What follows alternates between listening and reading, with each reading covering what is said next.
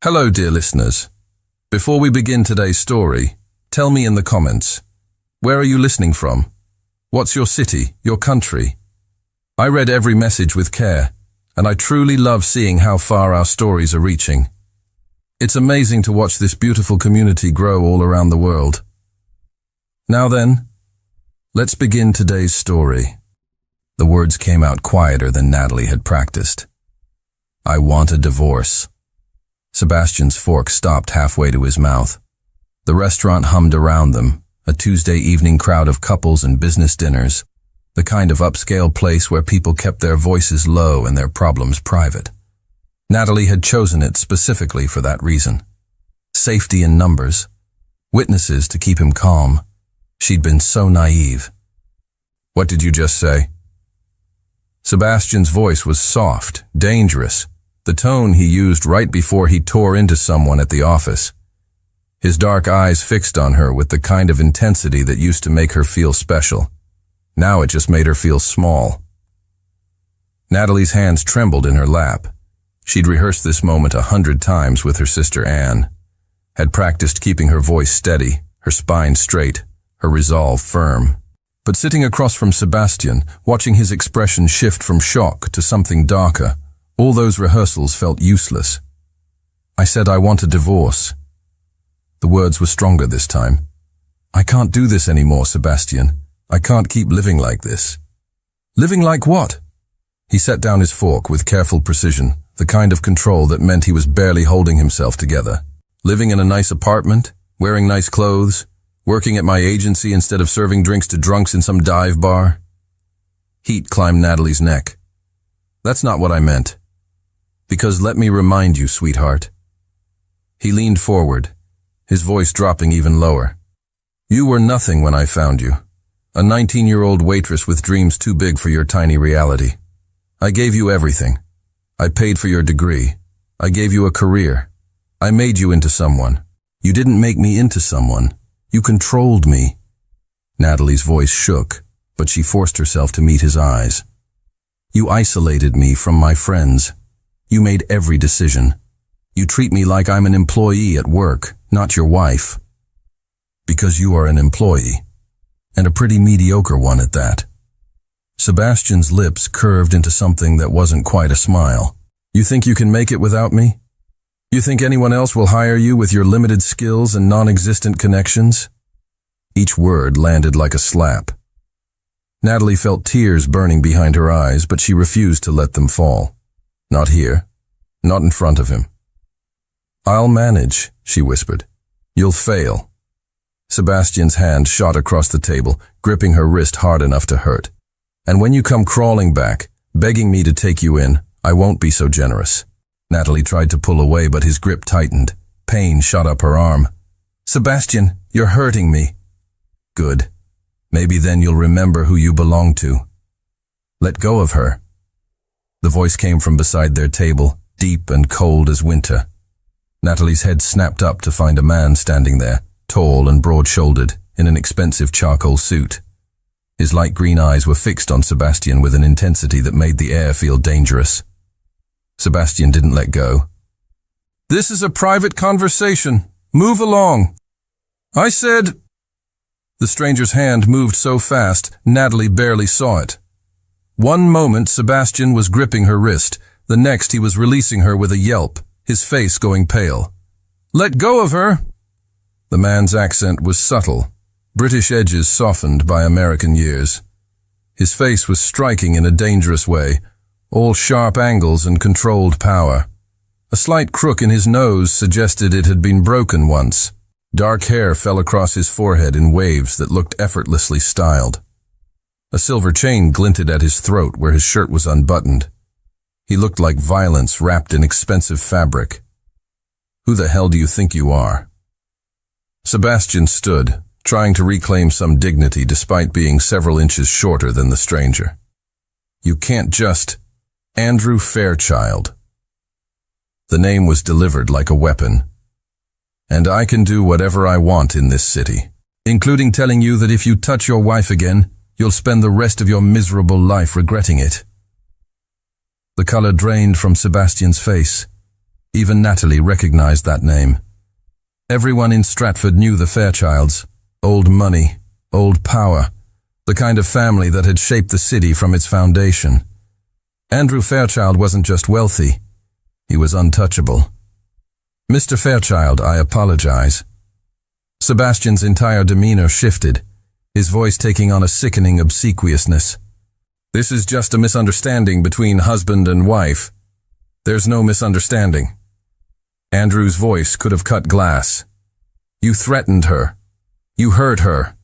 And now you're going to leave this restaurant, go home and stay the hell away from her. Do you understand?" Sebastian's jaw worked. His eyes flickered between Andrew and Natalie, calculating, trying to find an angle. "She's my wife. I have rights. You have nothing." Andrew took a step closer and Sebastian actually backed up.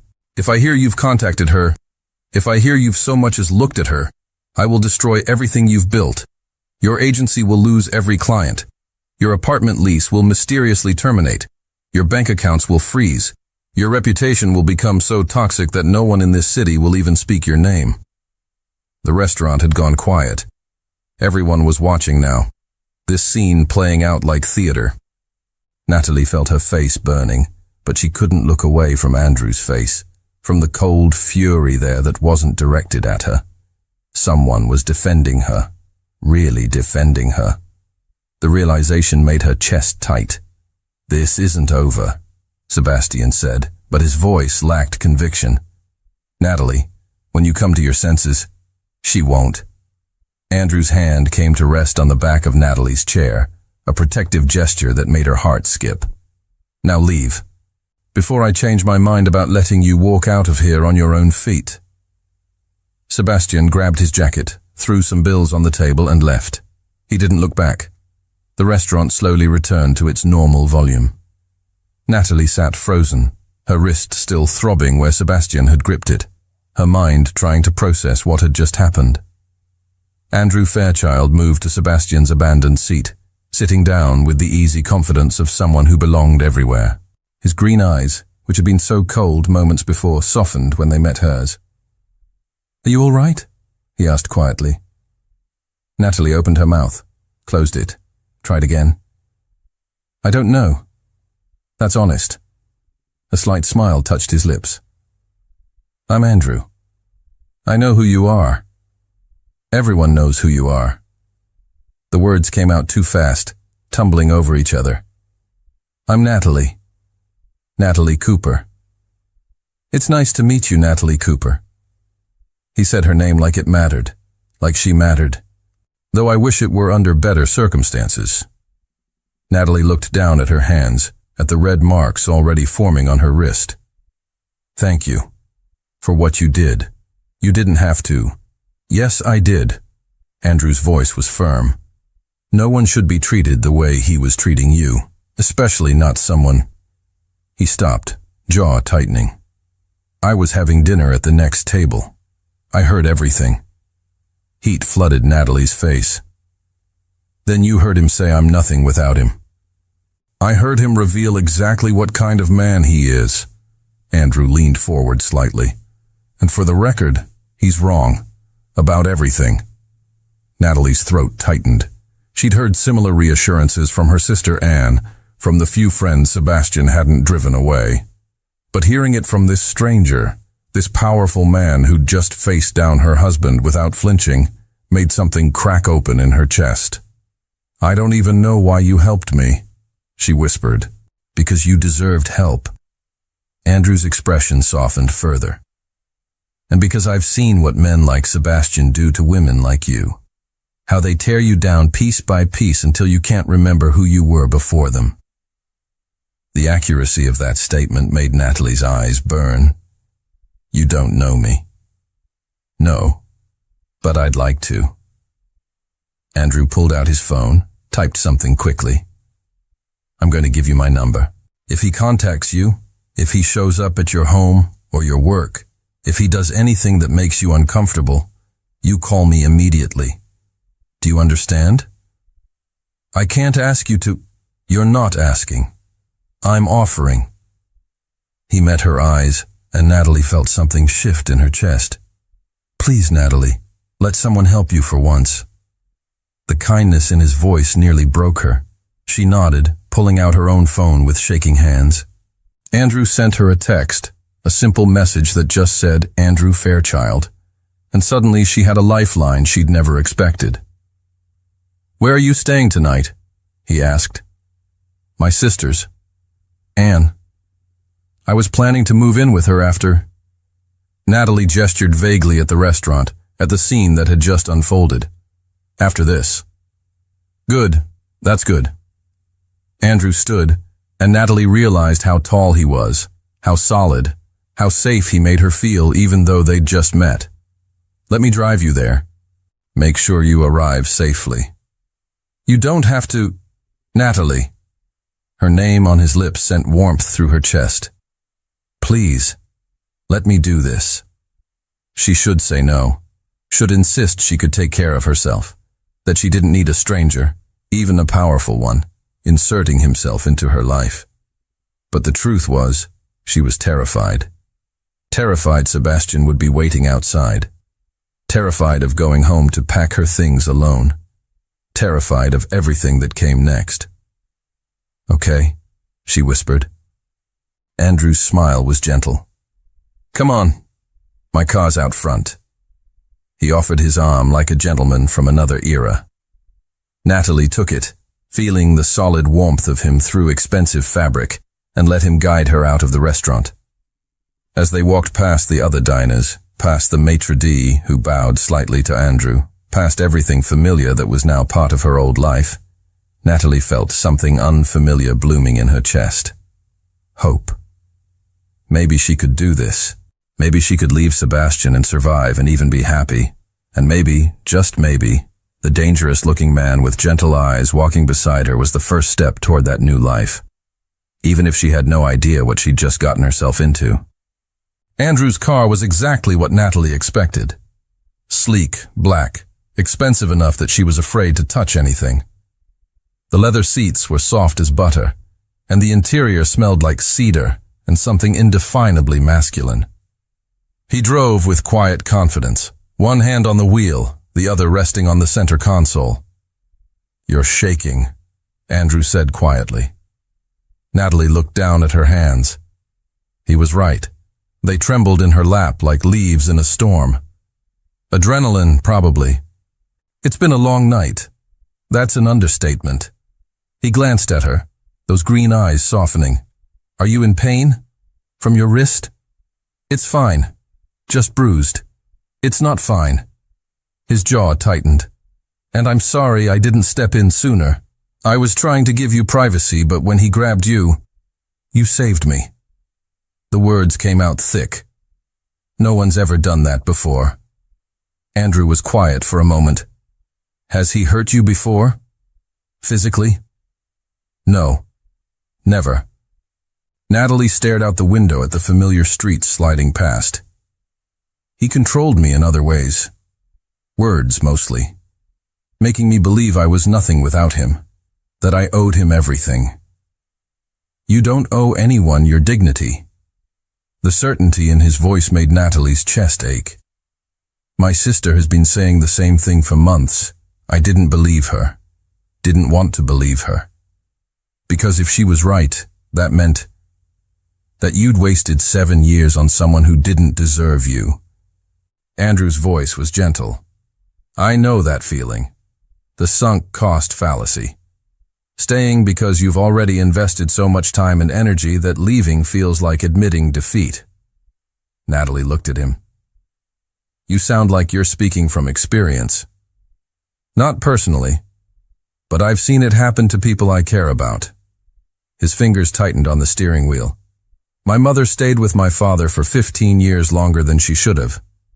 He was never physically abusive, but he was cruel in every other way. When she finally left, she told me she wished she'd done it sooner. That she'd wasted too much time on a man who saw her as property rather than a partner." "I'm sorry," Natalie said softly. "Don't be. She's happy now, remarried to someone who actually deserves her." Andrew turned down a quiet residential street. Which house is your sister's? The blue one, third from the corner. He pulled up to the curb, putting the car in park but not immediately getting out. Natalie, I need to tell you something. Her heart skipped. What? Sebastian isn't going to let this go. Andrew turned to face her fully. Men like him, men who need control, they don't handle rejection well. He's going to try to contact you. Probably tonight, maybe tomorrow. He'll apologize, say he was under stress, promise to change, and when that doesn't work, he'll threaten you again. Natalie's stomach twisted. I know, that's why I'm staying with Anne. Good. But Anne has to work, doesn't she? During the day, yes, she's a dental hygienist. So you'll be alone. Andrew's eyes searched hers. That's not safe, Natalie. Not yet. Not until Sebastian understands that this is really over. What are you suggesting? Andrew was quiet for a long moment. My home is large. Very large. Too large for one person, honestly. I have guest rooms, a security system, staff who are there during the day. You'd have complete privacy, your own space, but you wouldn't be alone. Natalie's mouth went dry. You're asking me to stay with you? I'm offering you a safe place to stay until things settle. His voice was careful, measured. Separate rooms, of course, no expectations, just safety and company if you want it. This was insane. She'd just met this man. Didn't know him beyond his name and his reputation and the way he'd defended her in that restaurant. Moving into his home, even temporarily, was the kind of decision her sister would call reckless. But the thought of being alone in Anne's house all day, jumping at every sound, wondering if Sebastian would show up, made Natalie's chest tight with fear. I don't know, she whispered. Think about it. Andrew pulled out his wallet, extracted a card. That's my address. If you change your mind day or night, you're welcome. I'll have Mrs. Chen, my housekeeper, prepare a room just in case. Natalie took the card with numb fingers. The address was in the Riverside district. Why are you doing this? You don't even know me. Because I can. Andrew's smile was slight. And because leaving you vulnerable to someone like Sebastian when I have the means to help feels wrong. I'm not a particularly good man, Natalie. But I try to do the right thing when I can. He got out of the car, came around to open her door. The gesture was so old-fashioned, so courteous, that Natalie felt tears burning behind her eyes. Thank you, she said as he helped her out, for everything tonight. I don't know how to... You don't have to thank me. Andrew's hand lingered on hers for just a moment, warm and steady. Just promise me you'll be careful, and that you'll call if you need anything. I promise. He walked her to Anne's door, waiting until she'd knocked and her sister answered. Anne took one look at Natalie's face, at the tall, striking man standing behind her, and her eyes went wide. What happened? Anne demanded, pulling Natalie inside. It's done, Natalie said. I told him, and he... Her voice broke. He didn't take it well. Anne's arms came around her, fierce and protective. Over her sister's shoulder, Natalie watched Andrew give a small nod and turn to leave. Wait, Natalie called out. He stopped, looking back. What you said? About your home, She swallowed hard. Can I think about it? Of course. Take all the time you need. Andrew's smile was gentle. Good night, Natalie. Good night. He left, and Natalie sagged against her sister, exhaustion crashing over her in waves. Who was that? Anne demanded, guiding Natalie to the couch. And why do you look like you've been hit by a truck? Natalie told her everything. The restaurant, Sebastian's threats, Andrew's intervention. By the end, Anne was staring at her with an expression Natalie couldn't quite read. Andrew Fairchild, Anne said slowly. The Andrew Fairchild, the most powerful man in Stratford. He defended you? Yes. And invited you to stay at his house? Yes. Natalie. Anne grabbed her hands. Do you have any idea how insane that is? I know it sounds crazy. It sounds like a fairy tale. Anne's voice was wondering. Do you know what people say about him? That he's ruthless in business? That he's destroyed companies with a phone call? That he keeps to himself and rarely socializes? But that when he does care about something, when he decides to protect someone, nothing and no one can stand against him. Natalie thought about the cold fury in Andrew's eyes when he'd looked at Sebastian, the quiet certainty when he'd threatened to destroy everything. I believe it. Are you going to take him up on his offer? I don't know, it feels safe, Anne supplied gently.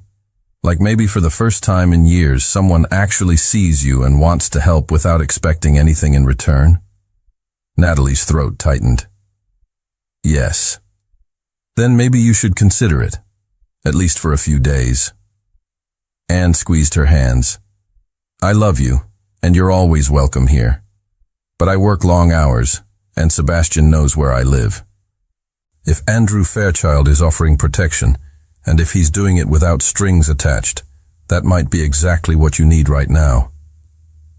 Natalie pulled out the card, staring at the elegant script of his address. What if it's a mistake? What if it's not? Anne's smile was soft. Sometimes, Nat, we have to take a leap of faith. Trust that the universe is trying to help us instead of hurt us. That night, lying in Anne's guest room, Natalie couldn't sleep. Her mind kept circling back to Andrew, to his green eyes and his crooked nose, and the way he'd looked at her like she mattered, to the warmth of his hand on hers, and the safety she'd felt just standing near him. She picked up her phone, pulled up his text message. Her fingers hovered over the keyboard. Finally, at 2 a.m, she typed, "Are you still awake?" The response came within seconds. "Yes. Are you all right? I've been thinking about your offer." And? Natalie's heart hammered. This was insane, reckless. Probably the stupidest decision she'd make all year. When can I move in? There was a pause. Then, tomorrow morning, if you'd like. I'll send a car at 10. You don't have to.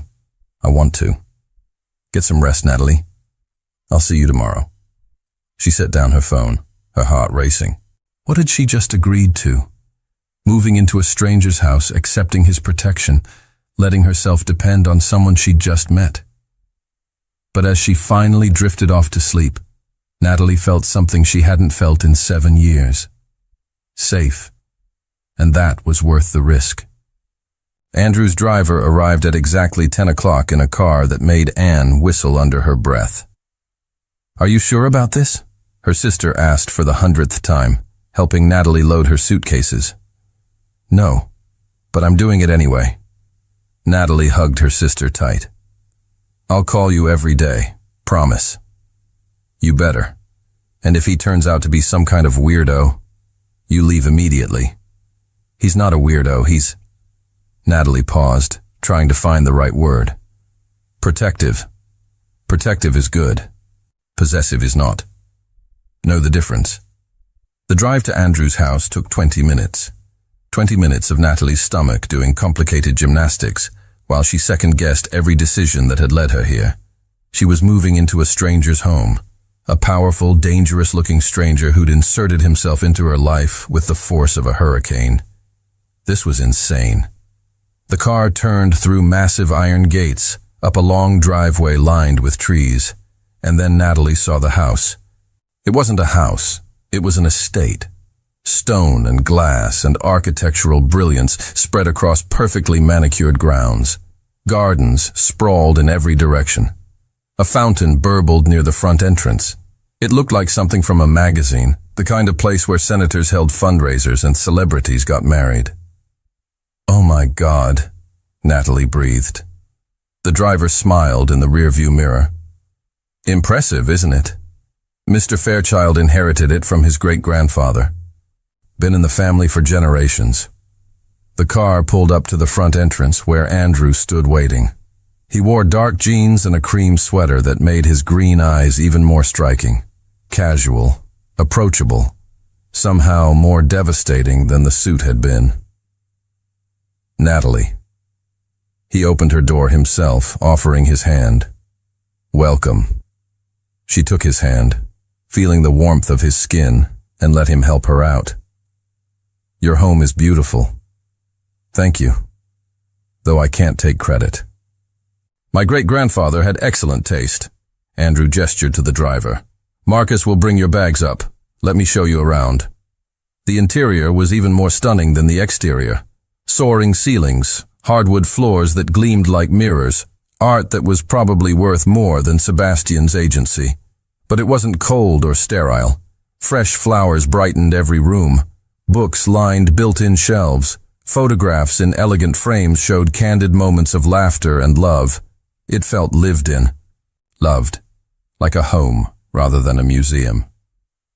This is the main living area, Andrew said, leading her through a space with floor-to-ceiling windows overlooking the gardens.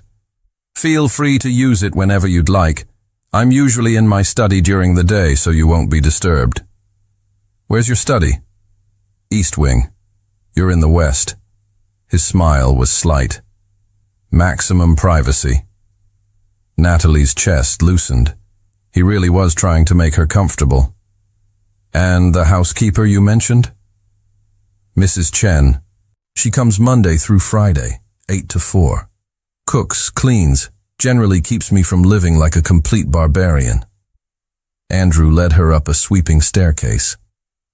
She knows you're staying here. She's thrilled, actually. Says the house is too quiet with just me. How long have you lived here alone? 3 years. Since my mother remarried and moved to Europe. Andrew stopped at a door, pushed it open. This is your room. Natalie stepped inside, and her breath caught. The room was enormous, decorated in soft grays and blues. A king-size bed dominated the space, covered in linens that looked like clouds. French doors opened onto a private balcony overlooking the gardens. A sitting area featured a comfortable couch and a bookshelf already stocked with novels. There's a bathroom through that door, Andrew said, pointing, and a walk-in closet, though you're welcome to leave your things in your suitcases if you prefer. Mrs. Chen put some essentials in the bathroom, but if you need anything else, just let me know. This is too much, Natalie whispered. It's a guest room. I have 4 of them. Andrew's voice was gentle. Please, Natalie, make yourself at home. This is your space for as long as you need it. She turned to face him. This man who'd upended her life in less than 24 hours. Why are you doing this? Really? Andrew was quiet for a long moment. My mother, he finally said. When she left my father, she had nowhere to go. No money of her own, no support system he hadn't systematically dismantled. She stayed in a hotel for 3 months, terrified and alone, until she finally built up the courage to start over. His jaw tightened. I was 18, away at university. I didn't know how bad things were until it was almost too late. And I promised myself that if I ever had the chance to help someone in a similar situation, I would. So when I saw you in that restaurant, when I saw the way Sebastian was treating you, he stopped. I couldn't walk away. Natalie's throat tightened. Your mother was lucky to have you. She says the same thing, though I think I'm the lucky one. Andrew moved toward the door. I'll let you get settled. Come down whenever you're ready. Mrs. Chen made lunch, and I'm told her chicken salad is legendary. He left, closing the door softly behind him. Natalie sank onto the bed, her mind spinning. This room, this house, this man who barely knew her but was offering her sanctuary without asking for anything in return. It felt too good to be true, like a trap disguised as kindness. But as she unpacked her meager belongings, as she explored the beautiful bathroom with its clawfoot tub and rain shower, as she stepped onto the balcony and breathed in air that smelled like roses and possibility, Natalie felt something shift inside her. Maybe this wasn't a trap. Maybe this was just kindness.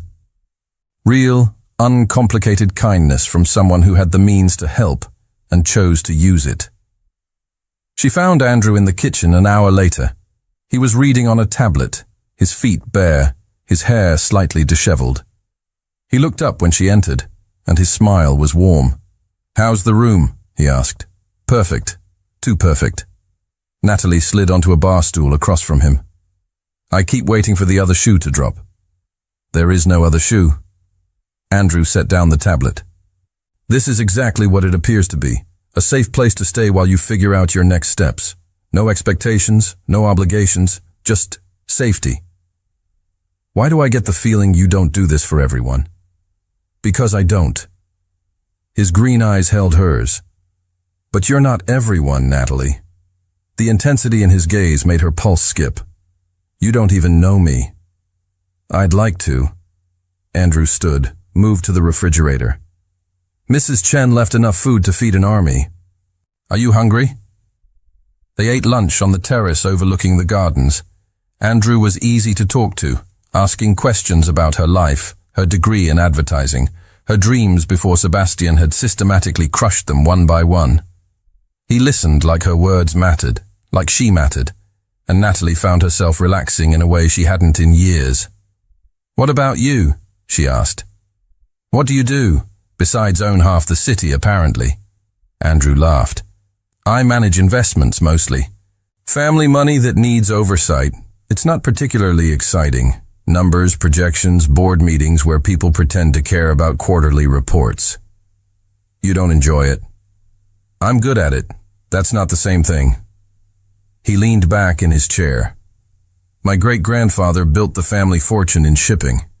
My grandfather expanded it into manufacturing. My father squandered most of it on bad investments and worse women. I spent my 20s rebuilding what he'd destroyed. That must have been difficult. It was necessary." Andrew's voice was matter-of-fact. "Family legacy, family responsibility. My mother deserved better than watching everything her father built crumble. So I made sure she didn't have to." Natalie studied him.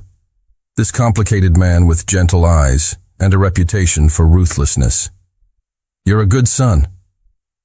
"I try." His smile was slight. "Though I think I'd be a better one if I could convince her to move back to the States." "She loves Europe, though. Says it's full of men who appreciate a woman with opinions. Your father didn't?" "My father appreciated women who looked beautiful and kept quiet." The coldness in Andrew's voice made Natalie shiver. "He's dead now. Heart attack 5 years ago. I'd feel bad about not mourning him if he'd ever given me a reason to." "I'm sorry." "Don't be. Some people don't deserve mourning." Andrew stood, gathering their plates. "Come on, let me show you the library. Unless you're tired." "I'm not tired, Natalie paused, trying to find the right word. "I'm okay." Which is strange, considering everything that's happened. Sometimes safety feels strange when you're not used to it. Andrew's voice was gentle. "Give yourself time to adjust." The library was a dream. 2 stories of books, accessed by a rolling ladder with comfortable reading chairs and windows that let in perfect natural light. Natalie wandered the aisles, her fingers trailing over spines, her heart aching with something that felt like joy. "I could live in here," she breathed. "Feel free." Andrew settled into one of the chairs, tablet in hand. "I usually read here in the evenings. You're welcome to join me. Or not. Whatever makes you comfortable." Natalie pulled down a novel she'd been meaning to read, settled into the chair opposite his. They sat in comfortable silence, the only sound the occasional turn of a page or tap of Andrew's tablet. This was nice. More than nice. It was peaceful in a way Natalie had forgotten existed. Her phone buzzed. She pulled it out, and her blood ran cold. Sebastian. 12 missed calls. 8 text messages, each one angrier than the last. "You can't hide from me." "This is ridiculous, Natalie. Come home. You're making a mistake. That man can't protect you forever. I know where your sister lives. Answer your phone." Natalie's hands started shaking. Andrew looked up, his expression immediately sharpening. What's wrong? She passed him the phone wordlessly, watched his jaw tighten as he read, his green eyes going cold and dangerous. He's violated the restraining order, Andrew said quietly. I don't have a restraining order. I never filed one. We're filing one tomorrow. Andrew's voice was steel. And I'm having a word with Sebastian. A very clear word about what happens if he contacts you again. Andrew, you don't have to. Yes, I do. He stood, and Natalie was suddenly reminded that this gentle man was also dangerous. Block his number, all of them. If he finds another way to contact you, you tell me immediately. Do you understand? Natalie nodded, her throat too tight to speak. Andrew's expression softened. He moved closer, crouching down beside her chair so they were eye level. You're safe here, Natalie. I promise you. Sebastian can't hurt you, not while I'm here. How can you be so sure? Because I have resources he can't even imagine. And because... Andrew stopped, jaw tightening. Because I won't let him. It's that simple. The certainty in his voice, the protective fury in his eyes, made Natalie's chest ache. No one had ever looked at her like that before, like she was worth defending, worth protecting, worth everything. Thank you, she whispered. Andrew's hand came up, brushing a strand of hair from her face. The touch was gentle, careful, and it made Natalie's heart skip. You don't have to thank me, he said quietly. Just stay safe. Let me help you. That's all I ask. Okay. He stood, stepping back, putting careful distance between them. I have some calls to make. Will you be all right for a bit? Yes, I think I'll just read. Good. I'll find you for dinner. Mrs. Chen made lasagna. Fair warning, it's incredible. He left, and Natalie sagged in her chair, her body shaking with adrenaline and relief and something else she couldn't quite name. Sebastian was still out there, still angry, still trying to control her. But for the first time in 7 years, Natalie wasn't alone. She had Andrew. This strange, powerful, protective man who barely knew her, but was treating her like she was precious. It should terrify her. This dependence on someone new, this trading one man for another. But it didn't feel like that. It felt like safety. Real safety. The kind that didn't come with strings or expectations or punishment. And as Natalie lost herself in her book, as the afternoon sun streamed through the library windows and somewhere in another part of this beautiful house, Andrew made calls that would probably destroy Sebastian's life. She felt something unfamiliar blooming in her chest. Hope. Maybe she really could start over. Maybe she really could be happy.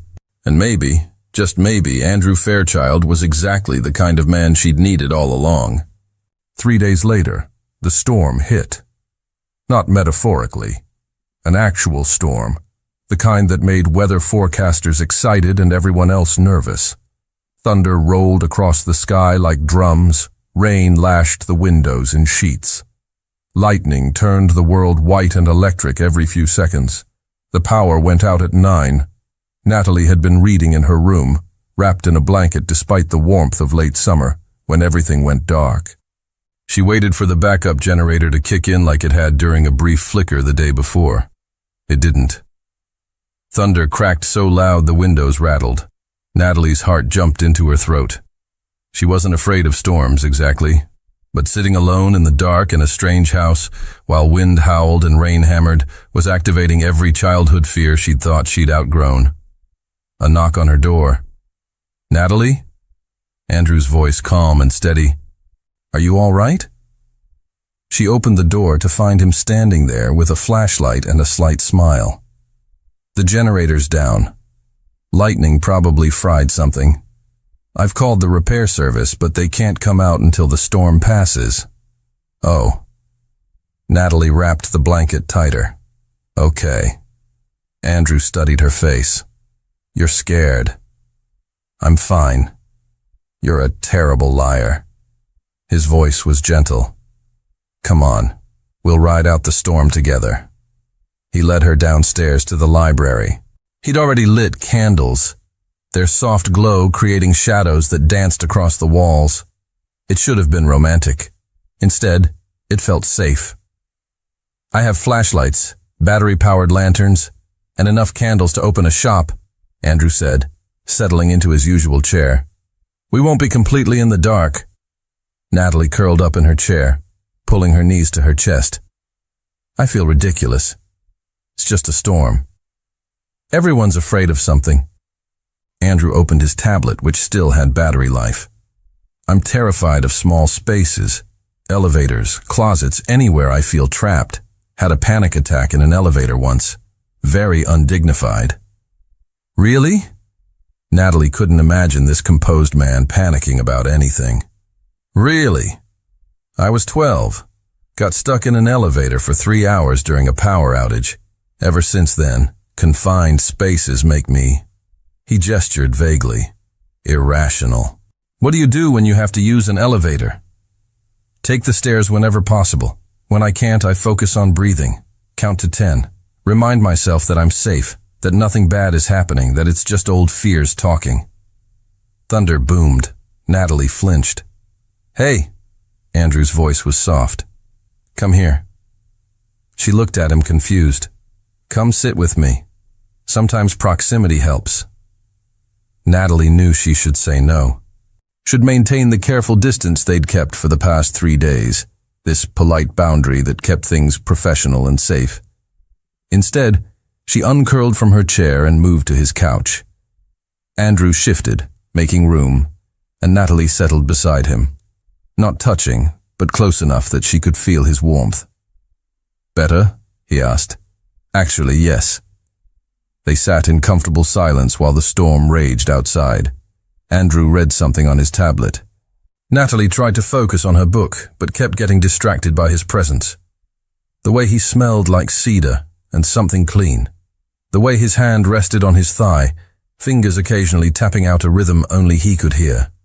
The way the candlelight caught his profile, making him look like something from a painting. I talked to Sebastian, Andrew said suddenly. Natalie's blood went cold. What? Yesterday, I went to his office. Had a very clear conversation about the consequences of continuing to contact you. Andrew's voice was matter-of-fact. He won't bother you again. How can you be sure? Because I showed him exactly what I'm capable of. His agency's biggest clients received calls from my attorneys suggesting they might want to explore other options. His landlord received notice that the building is being sold and the new owners won't be renewing commercial leases. His bank received questions about some interesting discrepancies in his account activity. Natalie stared at him. You're destroying his business. I'm making him understand that actions have consequences. Andrew's eyes met hers, and there was no apology in them. He hurt you, threatened you. That's not acceptable. But you're protecting you. Yes, that's what I do for people I care about. The words hung in the air between them. People I care about. As if they'd known each other longer than 3 days. As if Natalie was already someone who mattered. Andrew. Her voice was thick. I don't know what to say. You don't have to say anything. He set down his tablet. I know this is complicated. I know you're probably thinking I'm overstepping, being too involved, inserting myself into your life without permission. And maybe I am. But watching someone hurt you, knowing I have the power to stop it, and doing nothing. His jaw tightened. I can't do that, Natalie. I won't. Thunder crashed so loud Natalie jumped. Without thinking, she moved closer to Andrew. His arm came around her shoulders automatically, pulling her against his side. Sorry, she whispered. Don't be. His voice was rough. You're safe here, I promise. They stayed like that as the storm intensified. Natalie's head resting against Andrew's shoulder, his arm warm and solid around her. It should have felt strange, this intimacy with someone she barely knew. Instead, it felt like coming home. Tell me something, Andrew said quietly. Something about you that Sebastian never knew. Natalie thought for a moment. I wanted to be a writer. Before advertising, before everything. I used to write short stories, send them to magazines. I even got a few published in small literary journals. Why did you stop? Sebastian said it was a waste of time, that I needed to focus on practical things, marketable skills. So I did. I stopped writing, stopped dreaming, stopped being. Her voice broke. Stopped being me. Andrew's arm tightened around her. You can start again. Write whatever you want. I have a study upstairs that no one uses. It's yours if you want it. You don't have to. I want to. He looked down at her, and the intensity in his green eyes made her breath catch. I want to see you become whoever you were meant to be before someone tried to make you small. That's all I want, Natalie. Your happiness. Natalie's throat tightened. Why? Because you deserve it. Because watching you come alive over the past few days, watching you relax and smile and just be, has been... He stopped, jaw tightening. It's been a privilege, and I want more of that. More of you being yourself without fear or apology. Lightning turned the world white. Thunder followed immediately, so close the house seemed to shake. Natalie pressed closer to Andrew without meaning to. His other arm came around her, holding her securely, his chin resting on top of her head. I've got you, he murmured. Nothing's going to hurt you. They sat like that for hours. The storm raged. The candles burned low. And somewhere in the darkness, wrapped in Andrew's arms, Natalie felt something shift inside her. This wasn't just gratitude, wasn't just relief at being safe. This was something deeper, more complicated, more terrifying. She was falling for him. For this man who'd upended her life and offered her sanctuary. Who'd defended her against Sebastian without hesitation. Who held her through a storm like she was something precious. It was too soon. Too fast. Too dangerous to fall for someone when she was still legally married, still emotionally raw, still figuring out who she was without Sebastian's voice in her head. But her heart didn't care about timing or logic or caution. Her heart just knew that Andrew's arms felt like home. Natalie. His voice was rough. I need to tell you something. She lifted her head, meeting his eyes in the candlelight. What? This wasn't supposed to happen. You staying here was supposed to be temporary, professional, just me helping someone who needed it. But... He stopped, his hand coming up to cup her face. But that's not what this is anymore. At least not for me. Natalie's heart hammered. What is it then? I don't know. Something more. Something that makes me want to be the man who keeps you safe forever. Not just until you're ready to leave. His thumb brushed her cheekbone. Tell me I'm not alone in this. Tell me you feel it too. She should lie. Should protect herself. Should remember that she'd just escaped one controlling relationship and running straight into another, even a healthier one, was probably a terrible idea. I feel it, she whispered. Andrew's eyes darkened. Natalie, I know it's too soon. I know I'm still married, still a mess, still figuring out my life. But I feel it, Andrew. This thing between us. It terrifies me, but I feel it. He leaned forward slowly, giving her time to pull away. When she didn't, when she stayed perfectly still and held his gaze, he closed the distance between them. The kiss was gentle, careful, like he was handling something fragile. His lips were soft against hers, his hand warm on her face, and Natalie felt her entire world tilt sideways. This was different from kissing Sebastian. Different from anything she'd ever felt. This was fire and safety and coming home all at once. When Andrew pulled back, his eyes were searching hers. Was that okay? Yes. Natalie's voice was breathless. More than okay. Good. His smile was slight. Because I've been wanting to do that since I saw you in that restaurant. Really? Really? You looked so brave, asking for a divorce. so determined despite being terrified. I thought... He stopped. I thought you were the most beautiful thing I'd ever seen.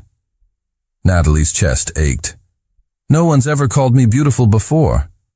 Then everyone you've known has been blind. Andrew's voice was fierce. You're stunning, Natalie, inside and out. And I plan to spend however long you'll let me proving that to you. Thunder rolled, but Natalie barely heard it. She was too busy kissing Andrew again, too busy feeling his arms around her and his heart beating beneath her palm, and the safety of being wanted for who she was, not what she could provide. The storm raged on. But inside, in Andrew's library, wrapped in his arms, Natalie felt nothing but peace and possibility, and the beginning of something that might just save them both. Morning brought clear skies and a power bill that would probably make Natalie's eyes water if she ever saw it. She woke in Andrew's guest room, in her own bed, with absolutely no memory of how she'd gotten there. The last thing she remembered was falling asleep on the library couch, wrapped in Andrew's arms, feeling safer than she had in years. Someone must have carried her. Someone being Andrew, unless Mrs. Chen had developed superhuman strength overnight. Natalie's face burned. She'd kissed him. Multiple times. Had poured out her feelings like they'd known each other for years instead of days. She was an idiot. She found Andrew in the kitchen, making coffee with the intense focus most people reserved for complex mathematical equations. He looked up when she entered, and his smile was warm. "Good morning," he said. "Sleep well?" "I don't remember coming upstairs." "That's because you fell asleep around 2. I carried you up, tucked you in, left before I could be tempted to stay." His eyes held hers. "I wasn't sure if you'd regret last night. Didn't want to add, took advantage of an emotionally vulnerable woman to my list of sins." Natalie moved to the counter, accepted the coffee cup he offered. "I don't regret it." "No?" "No, but I think we need to talk about..." She gestured vaguely. "This, whatever this is." "Agreed." Andrew leaned against the counter. "You first." And Natalie took a fortifying sip of coffee. "I'm still married, legally. I won't be divorced for months, maybe longer if Sebastian contests it. And I'm a mess, Andrew. I'm still figuring out who I am without someone telling me. I'm emotionally raw, and probably making terrible decisions because I'm grateful and scared and..." "Natalie." He set down his cup. "Breathe." She did, tried to anyway. "Now," Andrew said quietly, "let me say something. You're right about all of that. You are still married. You are figuring yourself out. And maybe this timing is terrible. But..." He moved closer. "But I don't care. I want to be here for that journey. Want to watch you discover who you're meant to be. Want to be the person who makes you feel safe while you do it. That's not fair to you. Let me worry about what's fair to me." Andrew's hand found hers. "I'm not asking you to marry me tomorrow, Natalie. I'm not asking for promises or commitments or anything except permission to keep doing what we've been doing. Keep getting to know each other. Keep..." He stopped. "Keep being whatever this is." Natalie's throat tightened. "What if I hurt you? What if you don't?" His smile was slight. "I'm willing to take that risk if you are." She should say no. Should insist they slow down, maintain boundaries, keep things professional until she had her life sorted. Instead, she stood on her toes and kissed him. Andrew's arms came around her immediately, pulling her close. The kiss was deeper this time, more confident, like they'd crossed some invisible line during the storm, and there was no going back. "I'll take that as a yes," Andrew murmured against her lips. "It's a maybe. A cautious, terrified maybe. I'll take it." He pulled back, his eyes searching hers. "Now, Mrs. Chen is coming in an hour, and she's going to have questions about why we look so rumpled? I was going to say happy. But rumpled works too." Andrew's smile was devastating. Want to help me make breakfast? Fair warning, I'm a terrible cook. They made scrambled eggs that were slightly rubbery and toast that was slightly burned, and it was perfect. They ate on the terrace, Andrew telling her stories about his mother, about growing up in this enormous house with a father who barely acknowledged his existence. He wanted a son who would take over the business, Andrew said. Someone ruthless and cunning and willing to do whatever it took to accumulate more wealth. Instead, he got me. Someone who cares about people more than profit. That's not a weakness. My father thought it was. He spent my entire childhood trying to... Andrew stopped, jaw tightening. Train it out of me. Make me harder, colder, more like him. It didn't work. No, but it left scars. His eyes met hers. I can be ruthless when I need to be, Natalie. What I did to Sebastian, that's not an exception. That's who I am when someone threatens something I care about. I'm not afraid of you. You should be. A little. Andrew's voice was serious. I'm not a white knight, Natalie. I'm a man with power and resources who isn't always careful about how he uses them. I've destroyed careers, ruined companies, made people disappear from social circles with a few well-placed calls. I'm not proud of it, but I won't pretend it didn't happen. Natalie set down her coffee. Are you trying to scare me away? I'm trying to be honest. You deserve honesty. Okay. Honest? I think you're the most decent man I've ever met. You have power, yes. You use it, yes. But you use it to protect people, to help them. That's not the same as being cruel for cruelty's sake. Andrew was quiet for a long moment. My mother says the same thing. I never quite believe it. Maybe you should start. They spent the day together. Andrew showed her the grounds, the gardens his great-grandmother had designed, the old stables that had been converted into a garage for cars. Andrew admitted he rarely drove. They walked through the orchard, picking apples that were just starting to ripen, talking about everything and nothing.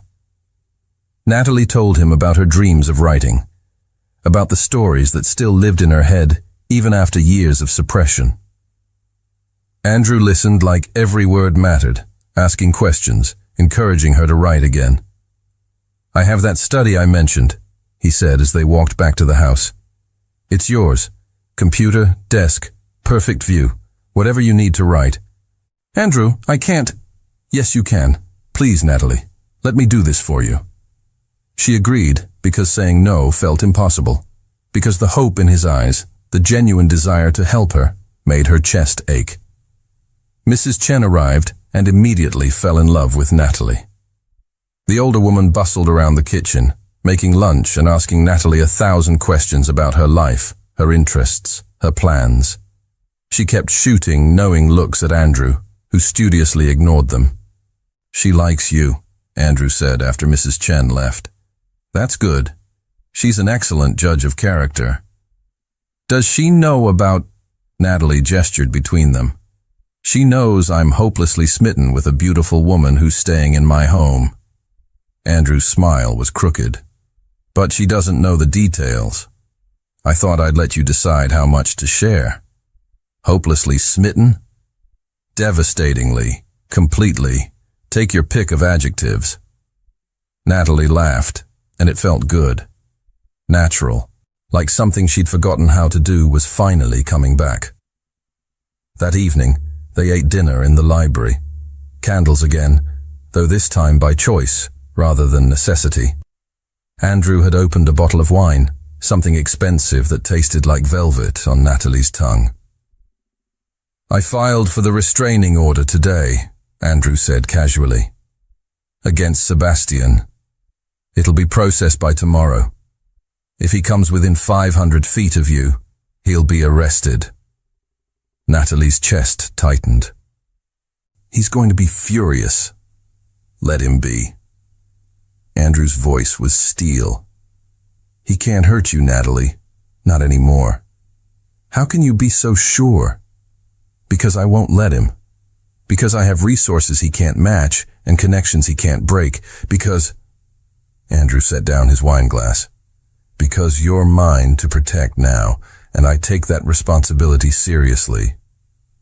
Yours. The word sent heat through Natalie's chest. She shouldn't like it, this possessive claim. But she did. She liked knowing someone cared enough to fight for her. "Can I ask you something?" she said. "Anything." "Why me?" "Really? You could have anyone, Andrew. Why help a married woman you met in a restaurant?"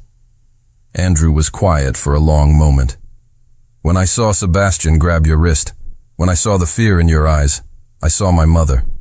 Saw her 20 years ago, trapped in a marriage that was slowly destroying her. And I thought," his jaw tightened, "I thought, not again. Not if I can stop it."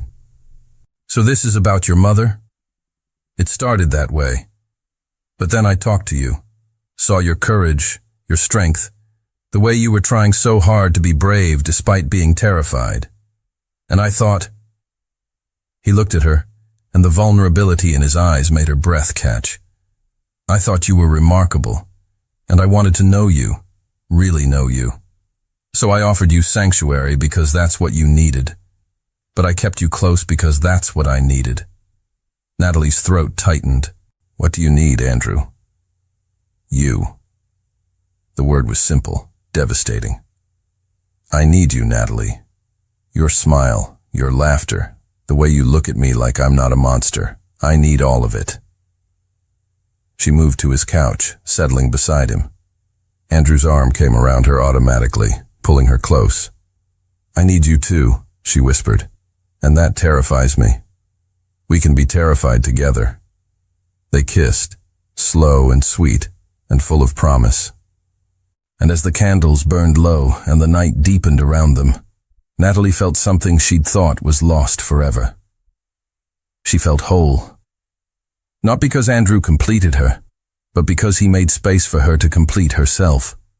Gave her safety to heal, time to grow, freedom to become. And maybe that was what love was supposed to be. Not someone rescuing you, but someone standing beside you while you rescued yourself. Natalie wasn't ready to say the word yet. Wasn't ready to make promises or plans or anything that looked like forever.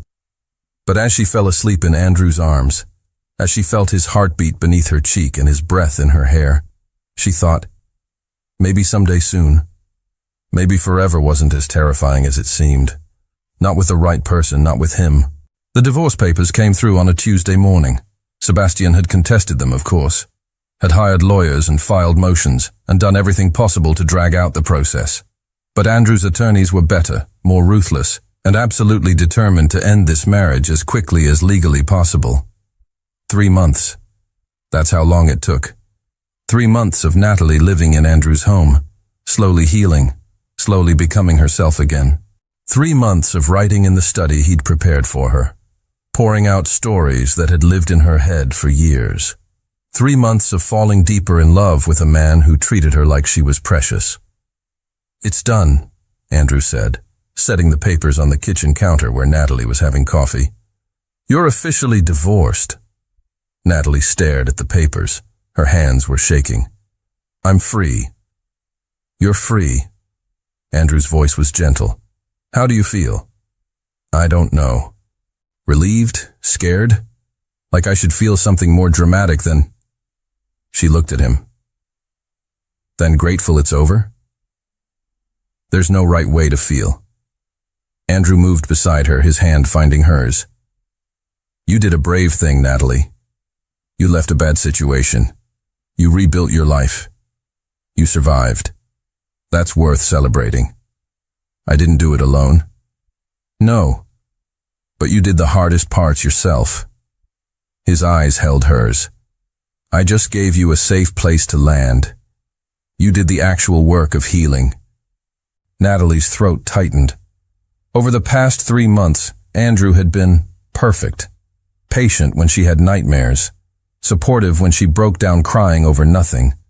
Understanding when she needed space and present when she needed company. He'd let her set the pace, never pushing, never demanding more than she could give. And slowly, carefully, she'd fallen completely in love with him. I need to tell you something, she said. That sounds ominous. It's not. Or maybe it is. Natalie took a breath. I love you, Andrew. He went completely still. Natalie, I know the timing is terrible. I know I just got divorced, that I'm still figuring out my life, that saying this probably makes me the most reckless person alive. But I love you, and I needed to say it now, while I have the courage. Andrew's hand came up, cupping her face. Thank you. That's it? Just thank you? No. His smile was slight. I love you too, Natalie. I've loved you since that first night, when you looked at me like I was something worth believing in. I didn't want to say it until you were ready to hear it. I'm ready. Natalie's voice was thick. I'm so ready. He kissed her, deep and thorough, like he was trying to pour every feeling into the contact. When they broke apart, both breathing hard, Andrew rested his forehead against hers. Move in with me, he said. I already live here. No, I mean, really move in. Not as a guest, but as... He stopped. As my partner, my girlfriend, whatever label you're comfortable with. Just stay. Not because you're afraid of Sebastian, but because you want to. Natalie's heart hammered. Are you sure? I've never been more sure of anything. Andrew's eyes searched hers. I love you, Natalie. I want to wake up with you every morning. I want to come home to you every evening. I want to build a life with you, whatever that looks like. Yes. The word came out breathless. Yes, I'll stay. Yes. Andrew's smile was devastating. He kissed her again, lifting her onto the counter, his hands on her hips, her fingers tangling in his hair. The divorce papers crinkled beneath her, forgotten, no longer important. She was free. Really free. Free to choose her own life, her own love, her own future. And she was choosing Andrew. Mrs. Chen is going to be thrilled, Andrew murmured against her lips. She's been dropping hints about grandchildren for weeks. Grandchildren? Natalie pulled back. Andrew. Relax. I told her we're nowhere near that stage. Though, his smile was crooked. Would that be something you'd want? Eventually? I don't know. Maybe. Someday. Natalie's face heated. We've been together 3 months. And I've known you were the one since day 3. But I can be patient. He kissed her nose. We have time, Natalie. All the time in the world. They spent the morning celebrating. Andrew canceled his meetings, declared the day a holiday, and took Natalie into the city for lunch at an absurdly expensive restaurant where everyone knew him and treated them like royalty. I'm not dressed for this, Natalie whispered as they were led to the best table. You're perfect. Andrew's hand was warm on her back, and anyone who thinks otherwise can deal with me. They ate dishes Natalie couldn't pronounce and talked about the future, about Natalie finishing her first novel, about Andrew's plans to expand his investments into sustainable technologies, about trips they wanted to take, places they wanted to see, dreams they wanted to build together. It felt real, not rushed or desperate or born from trauma, just real. Two people who'd found each other at exactly the right time, even if that time had seemed all wrong. As they were leaving, Natalie saw him, Sebastian, standing on the sidewalk across the street, staring at her with an expression she couldn't read. Her blood ran cold. Andrew. He followed her gaze, and his entire body went rigid. Stay here. Andrew, don't... But he was already moving, crossing the street with long strides, his expression dark and dangerous. Natalie watched, her heart in her throat, as Andrew reached Sebastian. She couldn't hear what was said.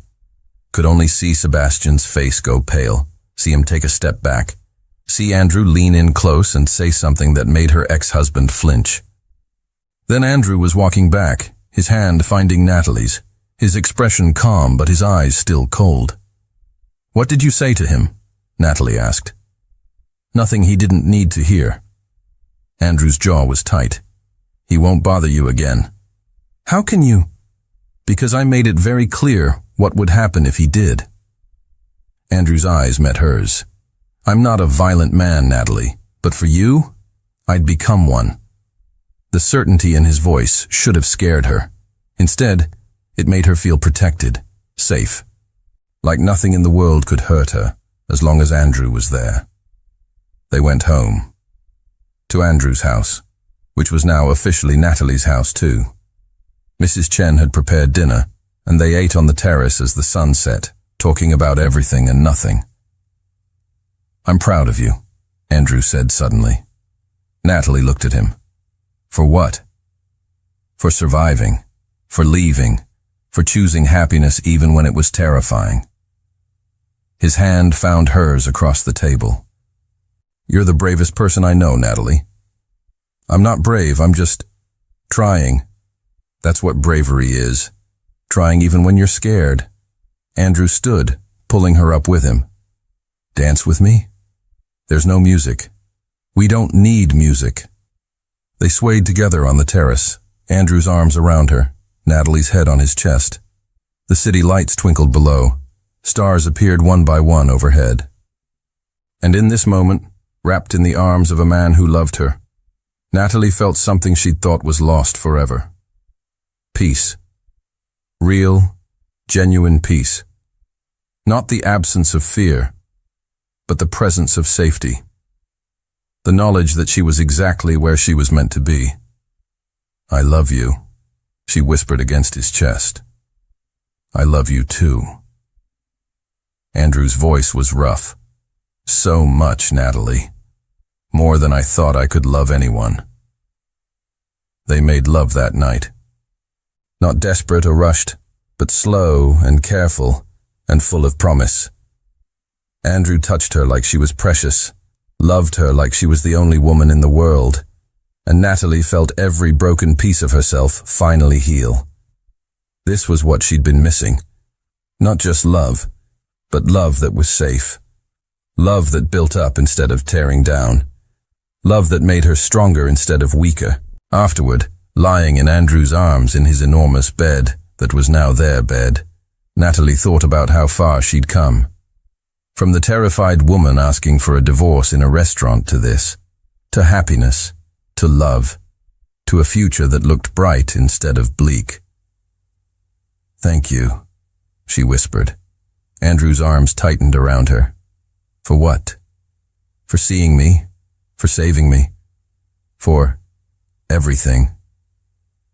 You saved yourself, Natalie. I just gave you a place to land while you did it. He kissed the top of her head. But you're welcome, and thank you. For what? For taking a chance on a man with a crooked nose and a reputation for being dangerous. Andrew's voice was soft.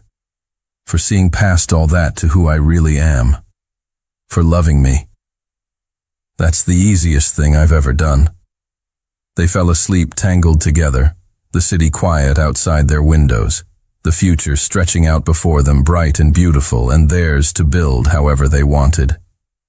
Natalie had been threatened, had been controlled and diminished and made to feel small. But she'd survived, had escaped, had found a man who defended her not because she was weak, but because he saw her strength and wanted to protect it. And that made all the difference. 6 months later, Natalie stood in the study Andrew had prepared for her, staring at her laptop screen. The end. 2 words. The conclusion of her first novel. The story she'd been carrying inside her for years, finally complete. She'd done it. Actually done it. Natalie? Andrew appeared in the doorway, holding 2 cups of coffee. I heard you squeal. Everything okay? I finished. Her voice was thick. I finished the book. Andrew's face lit up. He set down the coffee cups and pulled her into his arms, spinning her around until she was laughing and breathless. I'm so proud of you, he said, setting her down but not letting go. This is incredible, Natalie. You did it. I did it, she repeated, still not quite believing it. What now? Now you find an agent and a publisher. And you let the world see what I've known for months, that you're extraordinarily talented. Andrew kissed her forehead. But first, we celebrate. The celebration came in the form of a quiet dinner, just the two of them, in the dining room Andrew rarely used. Mrs. Chen had prepared Natalie's favorite meal, roasted chicken with herbs from the garden, vegetables that tasted like summer, bread that was still warm from the oven. "I have something for you," Andrew said when they'd finished eating. He pulled out a small box, velvet and elegant, and Natalie's heart stopped. "Andrew, it's not what you think. Or maybe it is." He smiled nervously, which was so unlike him that Natalie's chest ached. "Open it." Inside was a key. Simple, elegant, with a small tag attached. "Home." "I want to give you the house," Andrew said. "Not as a gift, but as proof. Proof that this is your home, Natalie. That you belong here. That you'll always belong here, whether we're together or not." Natalie's eyes burned.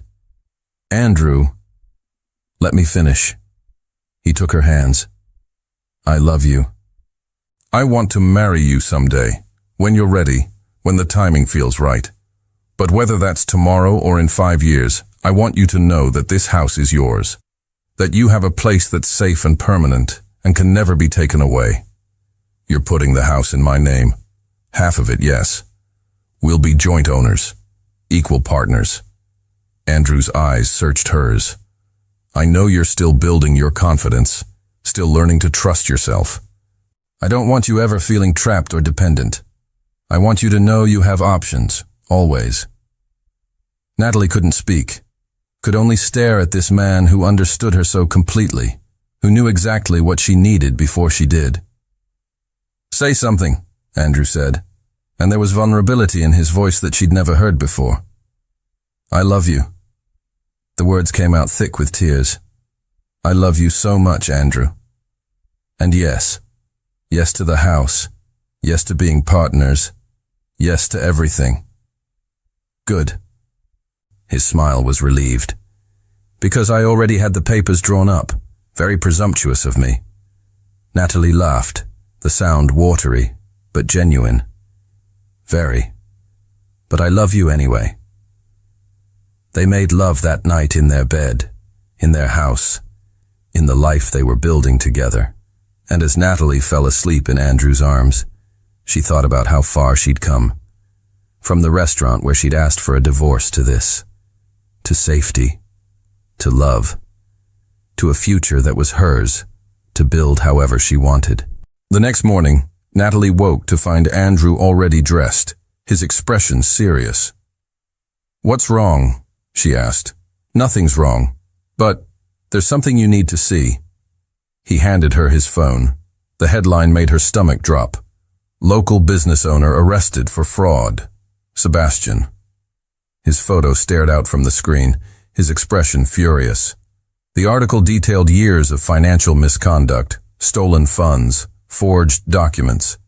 His agency was being seized, his assets frozen, his reputation destroyed. "Did you—" Natalie looked at Andrew. "No, this was already happening. The investigators just needed time to build their case." Andrew's voice was careful. "I may have pointed them in the right direction, but everything they found was real, Natalie. Sebastian did this to himself. She should feel something, sympathy maybe, or satisfaction. Instead, she just felt tired." "It's over," she said. "It's over," Andrew agreed. "He can't hurt you anymore. Can't hurt anyone anymore." Natalie handed back the phone. "I don't want to talk about him. Not today. Not ever again." "Then we won't." Andrew pulled her close. "We'll talk about your book, about the agents we're going to contact, about the life we're building." They spent the morning in the garden. Andrew was teaching Natalie to plant herbs, his hands gentle as he showed her how to tuck seedlings into soil, how to water without drowning, how to encourage growth without forcing it. "You're good at this," Natalie said, watching him work. "I like making things grow. It's peaceful." Andrew looked at her. make me peaceful, Natalie. Did you know that? You make me brave. Good. He leaned over, kissed her softly.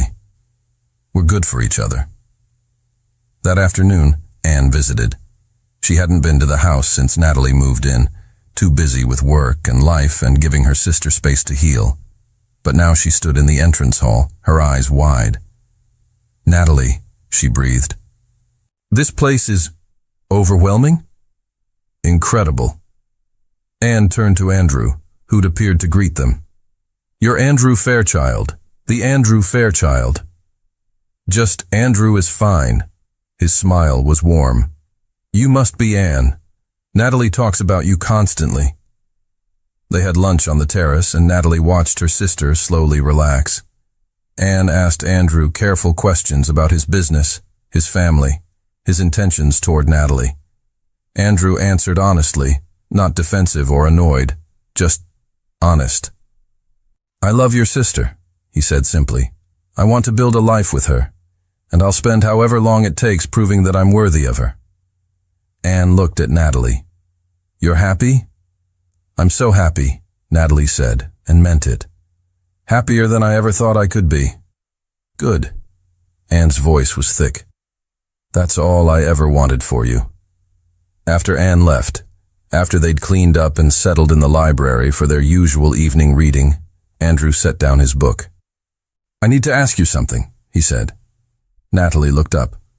What? Will you marry me? Her heart stopped. What? I know.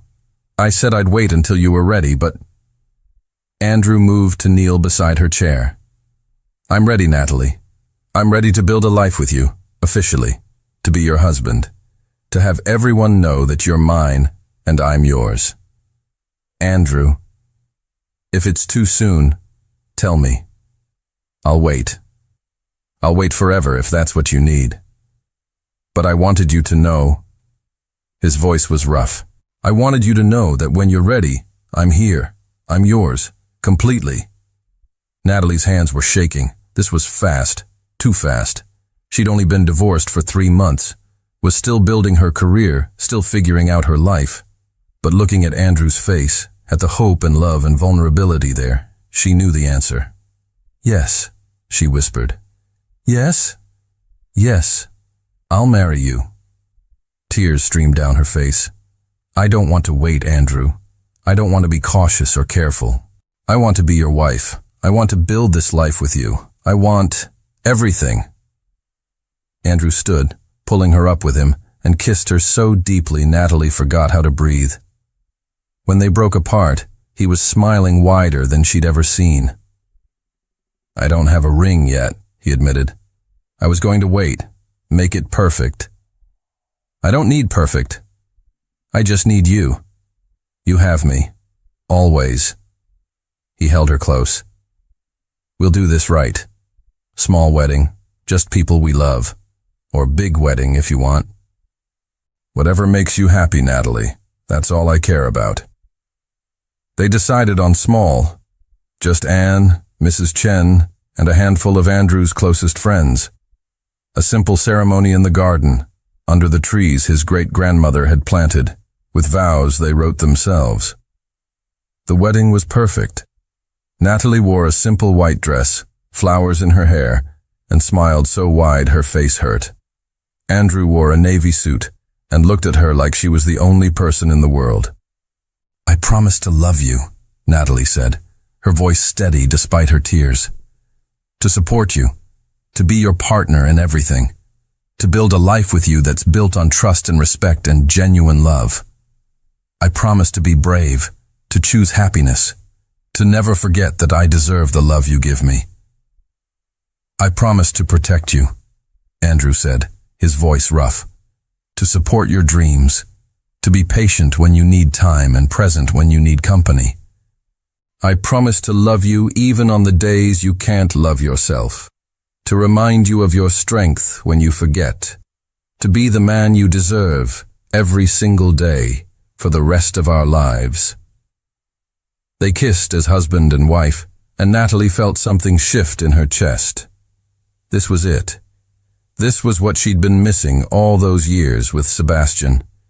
Not grand gestures or expensive gifts or someone controlling her life.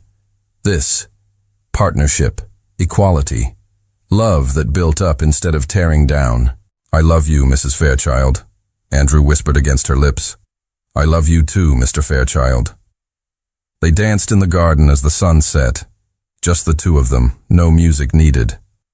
And as Natalie looked up at her husband, at the man who'd defended her when she couldn't defend herself, who'd given her safety when she had none, who'd loved her when she'd forgotten how to love herself, she felt complete. Not because Andrew completed her, but because he'd given her the space to complete herself. And that made all the difference.